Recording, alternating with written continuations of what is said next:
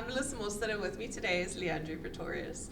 We're here to share some insights about our journey at Training Portal towards QCTO accreditation.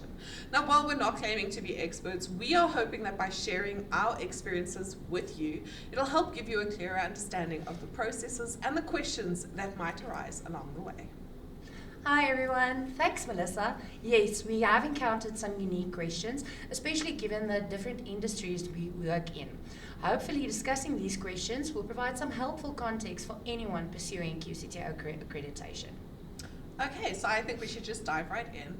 Now, one of the big questions we've had is about training in highly regulated environments like mines. For example, who from QCTO is responsible for approving training on a mine? With the requirements like medical fitness, site inductions, and other legal protocols, how would they even access the mine in the first place? That is a tough one, and it is a valid concern. They'd likely need someone who's already accredited and approved to be on mining sites to perform the site visit. Ideally, this person would have completed medical clearance, so they'd only need a quick safety induction and possibly sign some waivers. Hopefully, QCTO has a solution like this in place to make access easier and safer. That makes a lot of sense. Now, another question we've run into is, does the workplace need to be QCTO approved for specific modules like business modules? Yes, they do. The workplace needs to complete an application form and submit it to the QCTO, after which QCTO then conducts a site visit. But here's where it can get very complicated. Many workplaces are hesitant to engage because they're wary of the administrative load. There are several documents they need to prepare, and some workplaces hesitate to take on learners because of the paperwork and the safety concerns involved. Understood. Now, this brings us to another question regarding workplaces, more specifically workplace time requirements. Does the time spent in the workplace depend on the qualification's number of credits? Yes, it does. For most qualifications, learners would spend a minimum of 3 months at the workplace, but this varies.